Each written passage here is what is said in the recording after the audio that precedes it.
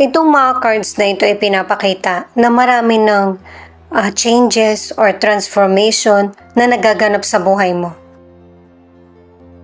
Na maaaring may ilang Sagittarius na magpalit ka ng trabaho o kaya ng negosyo, yung para sa mas malaki na oportunidad ang pipiliin mo.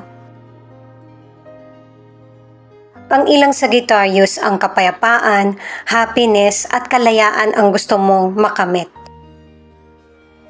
At saka magkakaroon ulit ng bagong simula at saka mas lalo kang magiging inspired. At saka mas lalawak pa yung kaalaman mo at mag-iiba na yung ipapriority mo. Kasi naibigay mo na yung best mo sa love, na ibahagi mo na sa kapwa mo. Itong panahon naman na ito, ang gusto mong bigyan ng prioridad ay yung security ng buhay mo.